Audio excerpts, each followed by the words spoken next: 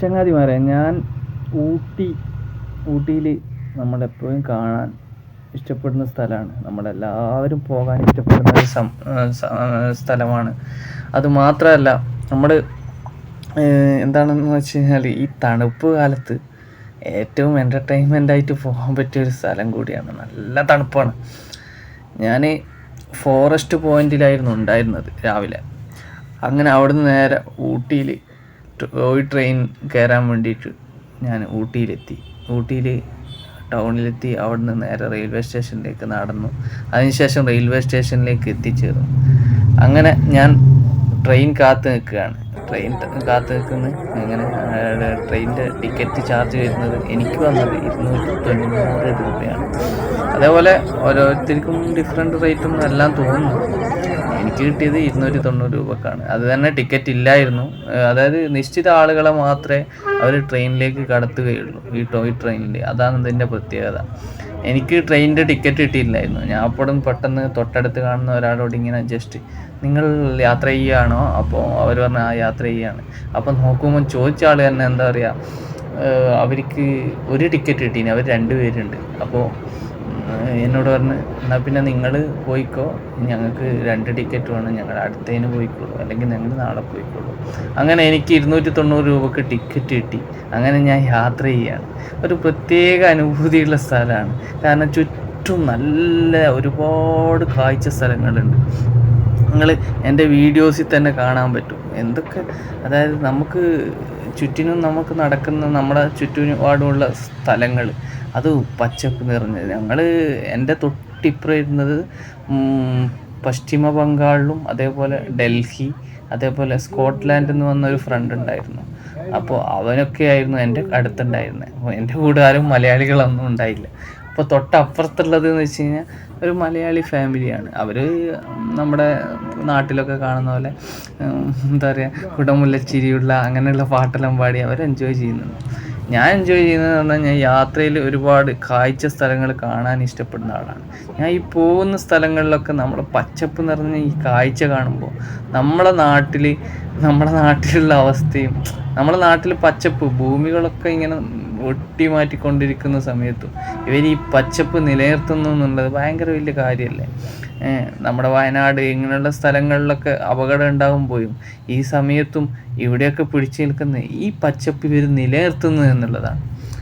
റിസോർട്ടുകൾ ഉണ്ട് ഇല്ല എന്നല്ല, ഉള്ളത് അവർ നല്ല രീതിയിൽ സൂക്ഷിക്കുന്നുണ്ട്. അപ്പം ഞാൻ ഈ യാത്ര പോകുന്ന സമയത്ത് തന്നെ ചുറ്റിനും കുറേ നമ്മുടെ എന്താ പറയുക, ആദിവാസി സമൂഹത്തിനെയും അതേപോലെ നല്ല എന്താ പറയുക, ചുറ്റിനും കുറേ വയസ്സുള്ള നമുക്ക് വയസ്സുള്ള ആളുകളെ കാണാൻ നല്ല രസമല്ലേ. അവരൊക്കെ ഇങ്ങനെ നടന്നു പോകുന്ന കാഴ്ചയൊക്കെ കാണാൻ നല്ല രസമാണ്. അങ്ങനെ അവരിലൊക്കെ കാണുകയാണ്. അതുപോലെ യാത്രകൾ ഒരുപാട്, ഞാൻ ഈ യാത്രയിൽ തന്നെ കുറേ എല്ലാ രീതിയിലുള്ള സ്ഥലങ്ങളും ഉൾപ്പെടുത്തിയിട്ടുണ്ട്. ഒന്നും ചെരുവുകൾ, അതേപോലെ മേഘങ്ങൾ, അതേപോലെ നിങ്ങൾ കണ്ടു നോക്കി ഈ വീഡിയോ. നിങ്ങൾക്ക് കണ്ടാൽ എന്തായാലും ഇഷ്ടപ്പെടുന്ന സ്ഥലമാണ്. നിങ്ങൾ എൻ്റെ വാക്ക് കേൾക്കുന്നതിനെക്കാട്ടും കൂടുതൽ ഇതിൽ ഫോക്കസ് ചെയ്യേണ്ടത് നിങ്ങൾ ഈ സ്ഥലങ്ങളൊന്ന് പ്രിഫർ ചെയ്യേണ്ടതാണ്. ഇത് നോക്കിയിട്ട് നിങ്ങൾക്ക് അഭിപ്രായം പറയാം. കാരണം എങ്ങനെ ഉണ്ട്, നിങ്ങൾക്ക് ഇഷ്ടപ്പെട്ടെങ്കിൽ ഇഷ്ടപ്പെട്ടില്ലെങ്കിൽ ഇഷ്ടപ്പെട്ടിട്ടില്ല. പിന്നെ നമുക്ക് എന്താ പറയുക, നമ്മളുള്ള കാര്യങ്ങൾ കൃത്യമായ രീതിയിൽ കാണിച്ചു തരുന്നുണ്ട്. ഇനി നിങ്ങൾ ഓരോ സ്റ്റേഷൻ ഇറങ്ങുമ്പോഴും അവിടുത്തെ അതേപോലെ ഞാൻ പോകുന്ന സമയത്ത് ആദ്യം ഗ്ലാസ്സിലാണെങ്കിലും കുറച്ച് കഴിഞ്ഞാൽ ഞാൻ ഗ്ലാസ് തുറന്ന് അതിനുശേഷം ഫുൾ വീഡിയോ പുറത്തേക്കാക്കി മാറ്റിയിട്ടുണ്ട്. നല്ല കാഴ്ചയാണ്. ഇപ്പോൾ ട്രെയിനിൻ്റെ സൈഡിലോട്ടുള്ള കാഴ്ചയാണ്. ഇനി ഞാൻ കുറച്ച് കഴിഞ്ഞ് അത് ഡോറൊക്കെ തുറന്ന് നല്ല രസമാണ്. ഇതിപ്പോൾ അണ്ടർഗ്രൗണ്ടല്ല, നമ്മൾ വലിയ തുരങ്കം പോലെ നിർമ്മിച്ചിട്ട് അവിടെ എന്താ പറയുക, റെയിൽ ഉണ്ടാക്കിയതാണ്.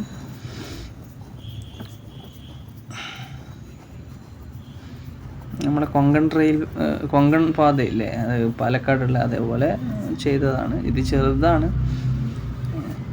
എല്ലാവരും ഭയങ്കര എൻജോയ് ചെയ്യാണ്. ഒരുപാട് ആളുകൾ സൗണ്ടൊക്കെ ഉണ്ടാക്കി ഭയങ്കര ഇതാണ്. ചിലർ പാട്ട് പാടുന്നുണ്ട്. അങ്ങനെയുണ്ട്. സ്ഥലങ്ങൾ നോക്കി നിങ്ങൾക്ക് എന്തായാലും ഇഷ്ടപ്പെടും തോന്നുന്നു. കാരണം എന്തായാലും നമുക്കെല്ലാവരും പച്ചപ്പ് ഇഷ്ടപ്പെടുന്നവരാണ്. ഞാൻ പ്രകൃതി നല്ലോണം ആസ്വദിക്കുന്നതാണ്, ഇഷ്ടപ്പെടുന്നതാണ്. അപ്പോൾ നമ്മൾ പോകുമ്പോൾ എന്താണ് ചെയ്യുക, നമ്മളിപ്പം ഒരുപാട് ഫുഡുകളൊക്കെ വാങ്ങും. ആ ഫുഡുകളൊക്കെ വാങ്ങിക്കഴിഞ്ഞാൽ ഇവിടെ വലിച്ചെറിയാതിരിക്കുക. കാരണം അവരത്രമാത്രം രീതിയിൽ ആ പച്ചപ്പ് മെയിൻറ്റെയിൻ ചെയ്യുന്നുണ്ട്. നമ്മളവിടെ കൊണ്ടുപോയി പ്ലാസ്റ്റിക്കും മറ്റു കാര്യങ്ങളും ഒന്നും പുറത്ത് വലിച്ചെറിയാതിരിക്കുക. നമ്മൾ ചെയ്യേണ്ടത് അത് സൂക്ഷിക്കുക. നേരെ എന്ത് ചെയ്യുക, നമ്മൾ എന്താണോ കഴിച്ചത്, എന്താണോ ഇതാക്കിയത്, അത് നേരെ വേസ്റ്റ് ബിന്നിലേക്ക് ഇതാക്കുക. നമ്മളെ സംസ്കാരം മറ്റുള്ളവരിലേക്ക് എത്തിക്കുകയാണ്. നമ്മൾ സംസ്കാരം ബാക്കിയുള്ള ആൾ ചെയ്യുന്ന, ഇപ്പം ഞങ്ങളുടെ കൂടെ വന്ന ആൾക്കാർ ചിലപ്പം പുറത്തെറിഞ്ഞിട്ടുണ്ടെങ്കിൽ അവരെ കൊണ്ട് ചേട്ടാ അതവിടെ ഇടാൻ പാടില്ല, അങ്ങനെയുള്ള കാര്യങ്ങൾ പറഞ്ഞു കൊടുക്കുക. ഇനി നമുക്ക് അവരൊന്നും പറഞ്ഞാൽ കേൾക്കാത്തവരാണെങ്കിൽ നമ്മൾ നമ്മളെ കാര്യങ്ങൾ ചെയ്യാം. ഇനിയിപ്പം ബാക്കിയുള്ള ആൾ അങ്ങനെയാണ് ഇങ്ങനെയാണെന്ന് നോക്കിയിട്ടൊന്നും നമ്മളെ കാര്യങ്ങളോ നമ്മളെ ഐഡൻറ്റിറ്റിയോ നമ്മളേതോ നമ്മൾ ആരിലും മുന്നിൽ എന്താ പറയുക അടിയറ വെച്ച് കൊടുക്കേണ്ട ആവശ്യമില്ല.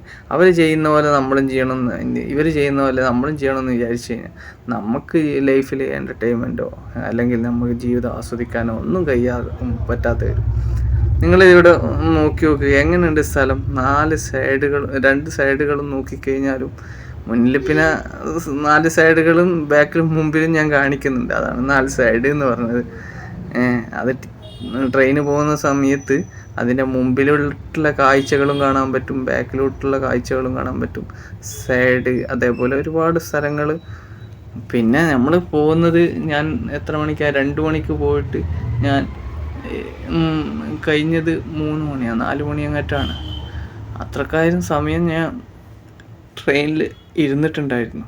അപ്പം നമുക്ക് നല്ല ഒരു ഫാമിലി ആയിട്ടൊക്കെ പോവുകയാണെങ്കിൽ നല്ലോണം എൻജോയ് ചെയ്യാൻ വേണ്ടി പറ്റും. ഇതെൻ്റെ യാത്രയാണ്, ഞാൻ ചെയ്യുന്നത് ഒറ്റക്കാണ്. നിങ്ങളൊരു ഫാമിലി ആയിട്ട് പോവുകയാണെങ്കിൽ നല്ല രീതിയിൽ എൻജോയ് ചെയ്യാൻ പറ്റും. അതേപോലെ ഒരു ഫ്രണ്ട്സുകളെ കൂട്ടി പോവുകയാണെങ്കിൽ നമുക്ക് എൻജോയ് ചെയ്യാൻ പറ്റും. ഇനിയിപ്പോൾ ഞാൻ ഒറ്റയ്ക്ക് ട്രാവലിംഗ് ഇഷ്ടപ്പെടുന്ന ആളാണ്. ഞാൻ എൻ്റെതായ രീതിയിൽ എന്താ പറയുക എൻ്റർടൈൻമെൻറ്റ് ചെയ്യുന്നുണ്ട്. അതുപോലെ നിങ്ങൾക്കിപ്പോൾ സോളോ ഇഷ്ടപ്പെടുന്ന ആളാണെങ്കിൽ അങ്ങനെയും പോകാം. എങ്ങനെയാണോ നിങ്ങൾക്കിഷ്ടം അത് നിങ്ങൾ ആസ്വദിക്കുന്ന രീതിക്കനുസരിച്ചായിരിക്കും. നിങ്ങൾക്ക് ഇഷ്ടമുള്ളത് നിങ്ങൾ ചെയ്യുക. നിങ്ങൾ മറ്റുള്ളവരുടെ വോയിസോ നിങ്ങളോ ഇതിനോ വേണ്ടി നിങ്ങളൊരു കാര്യം ചെയ്യാതിരിക്കുക. നല്ല അടിപൊളി സ്ഥലങ്ങളാണ്, അപ്പോൾ കണ്ടു നോക്ക്, നിങ്ങൾക്ക് ഇഷ്ടപ്പെടാതിരിക്കില്ല. ഇനി ഞാൻ കൂടുതൽ പറയുന്നതിനേക്കാളും നല്ല നിങ്ങൾ കാഴ്ചകൾ കണ്ടു നോക്കുക. നല്ല നല്ല അടിപൊളി കാഴ്ചയാണ്. പിന്നെ നിങ്ങൾക്ക് ഇഷ്ടപ്പെട്ട് കഴിഞ്ഞാൽ നിങ്ങൾ ഇതിൽ പോവുകയാണെങ്കിൽ ഞങ്ങളെ ഇതിലേക്ക് മെൻഷൻ ചെയ്യുകയാണെങ്കിൽ നമുക്ക് അതൊരു നല്ല സന്തോഷം തരുന്ന കാഴ്ചയാണ്. കാരണം നമ്മൾ കാരണമായിട്ട് ഒരാൾ ഒരു സ്ഥലത്ത് എത്തിച്ചേരുകയാണെങ്കിൽ അത് നല്ലൊരു കാര്യമല്ലേ. ഊട്ടിയുടെ ആദ്യത്തെ പേരും അതിന് പേര് വരാനുള്ള കാരണമൊക്കെ ആദ്യം തോടാ ഭാഷയിൽ, അതായത് ഒത്തക്കൽ മുണ്ട് എന്ന് പറഞ്ഞു കഴിഞ്ഞാൽ മലമുകളിലെ വീട് എന്നാണ്. ആ വാക്കുകളിൽ നിന്ന് ഉദകമണ്ഡലം എന്ന പേര് ഉണ്ടാവുകയും അതല്ല പാടുക്കുമുണ്ട് എന്ന പേരിലും അറിയപ്പെടുന്നു എന്ന് പറയപ്പെടുന്നു. ബ്രിട്ടീഷുകാർ ഇതിന് ഊട്ടക്കമുണ്ട് എന്ന പേരാക്കി മാറ്റി. അങ്ങനെ ഈ ഊട്ടക്കമുണ്ട് എന്തായി, ഊട്ടി എന്നാക്കി മാറ്റി. ഇങ്ങനെയാണ് ഐതിഹ്യം ഈ പേര് വരാൻ കാരണമെന്ന് പറയപ്പെടുന്നു. ഊട്ടി ഉൾപ്പെടുന്ന നീലഗിരി മലനിരകൾ 35 മൈൽ നീളവും 20 മൈൽ വീതിയുമുണ്ട്. 65,050 ഉയരമുള്ള പീഠഭൂമിയാണ് ഊട്ടി എന്നുള്ളത്. ഊട്ടി മലനിരകൾ. ഇവിടെ 4 പ്രധാനപ്പെട്ട സ്ഥലങ്ങളാണ് പറയപ്പെടുന്നത്. ഒന്ന് പേരങ്ങനാട്, മറ്റൊന്ന് മേർക്കുനാട് എന്നാണ്, പിന്നെ തോടനാട്, കുണ്ടനാട്. ഇതിൽ ആദ്യത്തെ 2 ഭാഗങ്ങൾ ചേർന്നതാണ് കൂണൂർ. ഞാൻ കൂണൂരിൻ്റെ വീഡിയോ ലാസ്റ്റ് കാണിച്ചിന്. നല്ല അടിപൊളി സ്ഥലമാണ് ഈ കൂണൂരും. എല്ലാം നല്ല സ്ഥലമാണ്, ഒന്നിനൊന്നും മെച്ചമുള്ള സ്ഥലങ്ങളാണ് ഊട്ടി. ഈ കൂണൂർ കൂടാതെ മറ്റ് 2 സ്ഥലങ്ങൾ ചേർന്നതാണ് ഊട്ടി. ഊട്ടിയിൽപ്പെട്ട ഒരു ദൊഡ്ഡബേട്ട അത് വലിയ മലയാണ്. അതായത് ആനമുടിയും മീശപ്പുലിമലയും കഴിഞ്ഞാൽ ഹിമാലയത്തിൻ്റെ തെക്ക് ഭാഗത്ത് ഏറ്റവും വലിയ മൂന്നാമത്തെ മലയാണ് ഈ പറഞ്ഞ ദൊഡ്ഡബേട്ട മല. ഇവിടെ ഉള്ളത് ബഡക എന്ന വിഭാഗക്കാരാണ്. ഇവർ ഫുള്ള് കൃഷികളുമായിട്ട് ബന്ധപ്പെട്ടിട്ടുള്ളവരാണ്. ഞാൻ ഈ കാഴ്ചയിൽ നിങ്ങൾ ട്രെയിനിങ്ങിന് പോകുന്ന സമയത്ത് ചുറ്റിനും കുറച്ച് ആളുകളെ കാണിച്ചു തരുന്നുണ്ട്. അവരാണ് ഈ ബഡകക്കാർ. അവർ കൃഷിയാണ് അവരുടെ മെയിൻ. അവർ ഈ വ്യത്യസ്തമായ രീതിയിലുള്ള കൃഷികളാണ് ചെയ്യുന്നത്. ചില സമയത്ത് മഴക്കാലമാകുമ്പോൾ ആ കൃഷി ഓരോ സാഹചര്യങ്ങൾക്കനുസരിച്ച് അവർ കൃഷി മാറ്റി മാറ്റി കൊണ്ടുവരും. ഇതുപോലെ കുറേ മലകളുണ്ട്. ഒരു മലകളല്ല, കുറേ മലകളുണ്ട്. നമുക്കെല്ലാവരുടെയും കാണാൻ പറ്റാവുന്നതും പറ്റാത്തതുമായ കുറേ മലകളുണ്ട്. ഇവിടെ ഉള്ളത് 2 നദികളാണ്. ഒന്ന് മേയാർ നദിയും ഒന്ന് ഭവാനി നദിയും. ഭവാനി നദിയിലും മേയാർ നദിയിലും ഈ മഴക്കാല സമയത്ത് അതായത് കുറേ അരുവികളുണ്ടാവും. അതേപോലെ ഈ മലനിരക്കിൻ്റെ ഇടയിലൂടെയൊക്കെ ഒരുപാട് അരുവികളും വെള്ളച്ചാട്ടങ്ങളും ഒക്കെ പ്രത്യക്ഷപ്പെടും. അതൊക്കെ ചെന്ന് പതിക്കുന്നത്, അതായത് ചെന്നെത്തുന്നത് ഭവാനി നദിയിലേക്കോ മേയാർ നദിയിലേക്കോ ആണ്. എന്നാൽ ഇത് വേനൽക്കാലത്ത് ഇതൊക്കെ അപ്രതീക്ഷിതമാകും. അതുകൊണ്ടാണ് ഞാൻ പറഞ്ഞത്, നിങ്ങൾ ഊട്ടി കാണാൻ വരുന്നുണ്ടെങ്കിൽ ഈ സമയം മഴക്കാലത്ത് വരാം. എന്നാൽ നിങ്ങൾക്കെല്ലാം ഒരു എൻ്റർടൈൻമെൻ്റാണ്. ഊട്ടി നല്ലോണം ആസ്വദിക്കാൻ പറ്റും. ഭയങ്കര തണുപ്പാണ്. ഞാനിപ്പം കാണുന്ന കാഴ്ചകൾ, ഇതിപ്പോൾ ഓരോ സ്ഥലങ്ങളും ഇപ്പം ട്രെയിനിൻ്റെ മുൻവശമാണ് ഇപ്പം കാണിക്കുന്നത്. നിങ്ങൾ പോകുന്ന ഇത് കണ്ടില്ലേ, ഇത് പണ്ട് കാലത്ത് നിർമ്മിച്ചതാണ്. ഇത്രയും വ്യക്തമായ രീതിയിൽ നല്ല പ്ലാനിങ്ങോടുകൂടി ചെയ്തെടുത്ത ഒരു സമ്പ്രദായം. ബ്രിട്ടീഷുകാരും അങ്ങനെ ഒരുപാട് ആളുകൾ ഇതിൻ്റെ ശേഷം കാലക്രമേണയായിട്ട് പണികളും കാര്യങ്ങളും നടന്നെങ്കിലും അന്നെടുത്ത ആ പണി ഇന്നും ഇവിടെ തന്നെ സൂക്ഷിക്കപ്പെടുന്നുണ്ട് എന്ന് പറയുമ്പോൾ ഭയങ്കര വലിയ അത്ഭുതം തന്നെയാണ്. നമ്മുടെ നാട്ടിൽ ഉള്ള റോഡുകളും പാലങ്ങളൊക്കെ തകർന്നു പോകുമ്പോൾ ആ സമയത്തും ഇവിടെ ഇപ്പോഴും കെട്ടുറപ്പോടെ നിൽക്കുന്നതെന്ന് പറയുമ്പോൾ അതിൻ്റെ നിർമ്മാണ രീതി ഭയങ്കര സംഭവമാണ്. നമ്മളെ നാട്ടിലേക്ക് വന്ന് ക്യാരറ്റ്, ഉരുളക്കിഴങ്ങ്, അങ്ങനെ ഒരുപാട്, പിന്നെ ഇവിടെ വേറെയും പല പല പല കൃഷി രീതികളുണ്ട്. കാപ്പിയുണ്ട്, തേയില, അതേപോലെ എല്ലാം ഓരോ സമയത്തും ഒരു വ്യത്യസ്തമായ രീതിയിലുള്ള കൃഷി രീതിയാണ്. അപ്പോൾ ഇതൊക്കെ നല്ലോണം ഇവർ മെയിൻറ്റെയിൻ ചെയ്ത് കൊണ്ട് നടക്കുന്നത് നിങ്ങളെ കാടിൻ്റെ മനോഹാരിത നോക്കിയാൽ മനസ്സിലാവും. എല്ലാ കൃഷി രീതിയും നടക്കുന്നുണ്ട്. മരങ്ങളെ കാത്തു സൂക്ഷിക്കുന്നുണ്ട്. അതുപോലെ ചുറ്റിനും വേസ്റ്റുകളില്ല. അപ്പോൾ നമ്മളവിടെ പോകുമ്പോൾ നമ്മളും അതേ മെയിൻ്റെനൻസ് കീപ്പ് ചെയ്യുക. നമ്മളവിടെ പോയിട്ട് അത് പ്ലാസ്റ്റിക് വലിച്ചെറിയാനോ അങ്ങനെ ബുദ്ധിമുട്ടാക്കാനോ ചെയ്യരുത്. നമ്മൾ ആസ്വദിക്കാൻ പോകുന്നവരാണ്.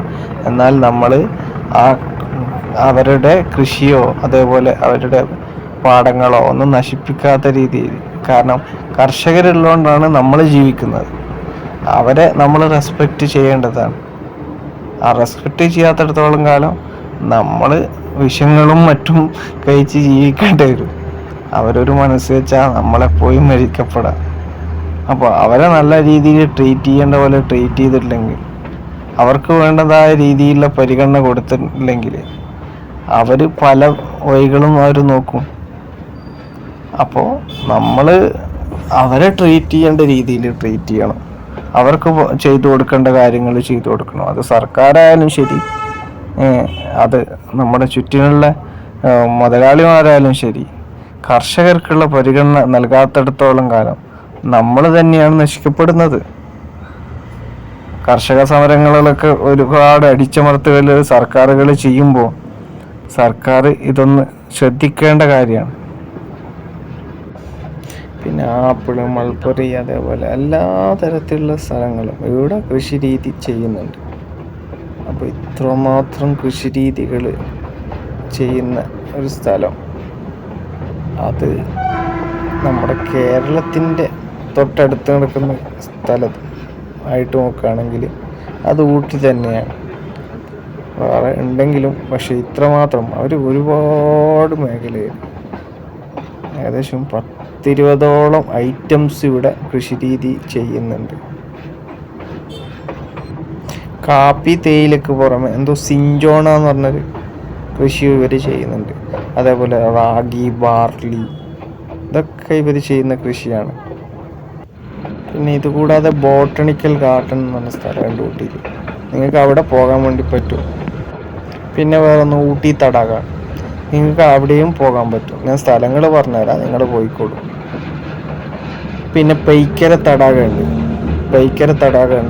പിന്നെ കുട്ടികൾക്ക് കളിക്കാനുള്ള ഉദ്യാനങ്ങളുണ്ട്, അതായത് പാർക്കുകൾ, കളിക്കാൻ പറ്റിയ പാർക്കുകൾ. പിന്നെ ഉള്ളത് ബോട്ട് ചെയ്യാൻ പറ്റിയതുണ്ട്. പിന്നെ അതുപോലെ എന്താ പറയുക, നമുക്ക് കാഴ്ച കണ്ടു പോകാൻ പറ്റിയ ഒരുപാട് സ്ഥലങ്ങൾ, ചാരിങ് ക്രോസ്, അങ്ങനെയുള്ള കുറേ സംഭവങ്ങൾ ഊട്ടിയിൽ തന്നെ ഉണ്ട്. പിന്നെ മതപരമായിട്ട് നോക്കുകയാണെങ്കിൽ സെൻറ്റ് സ്റ്റീഫൻസ് ദേവാലയം, പിന്നെ നമ്മുടെ ജാതിമതഭേദമന്യേ നമ്മളെ ഈ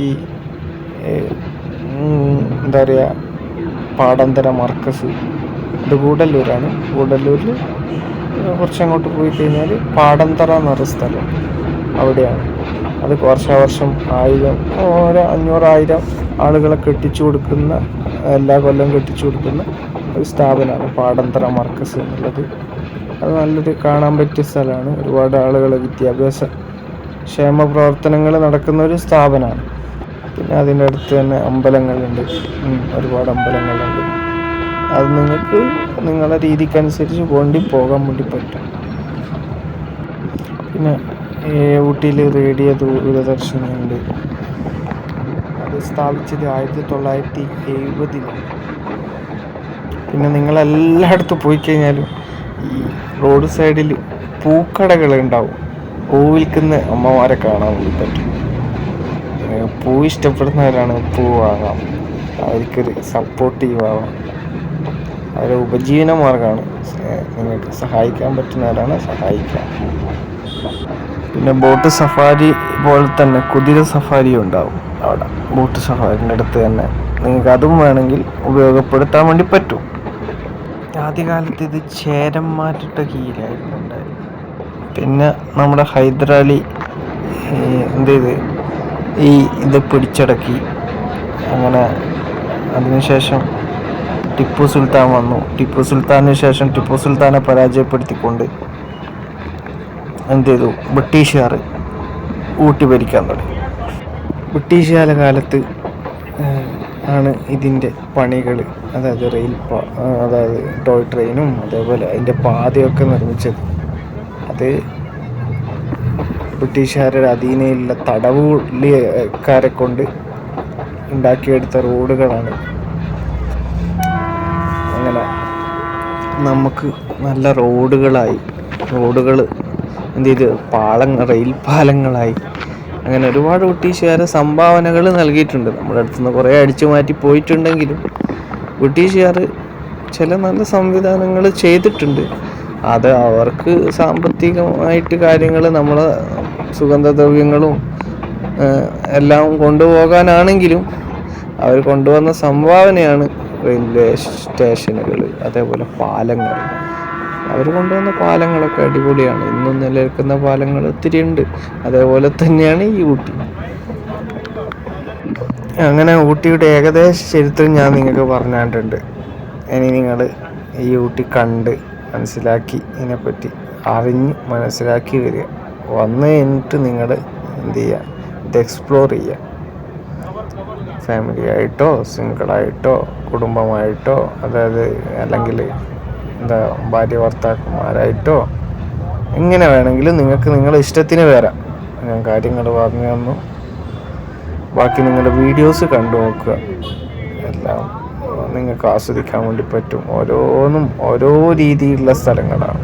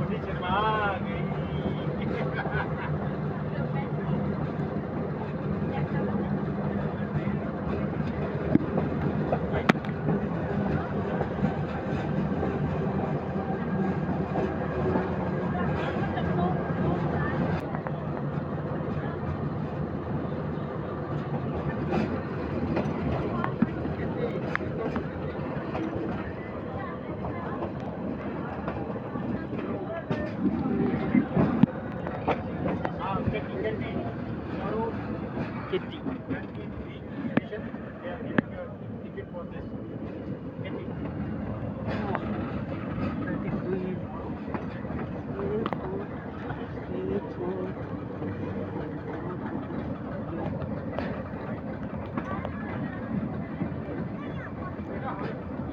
എത് വന്നാലും നീ ഇരുവെടുത്ത്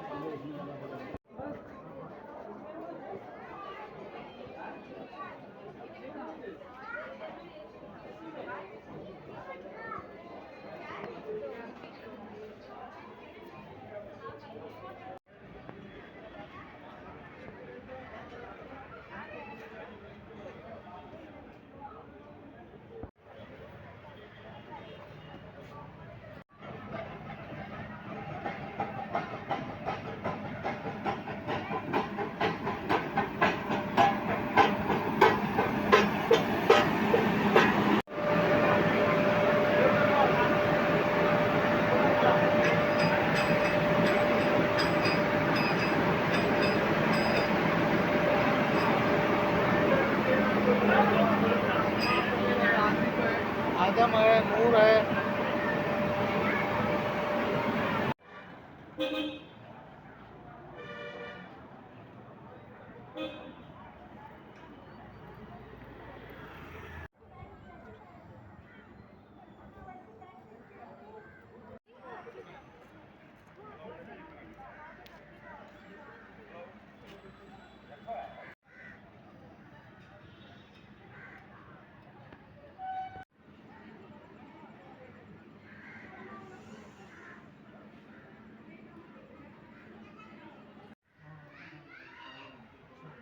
मैं काम करता हूँ, मैं मैसेज करता हूँ बॉस को, मीटिंग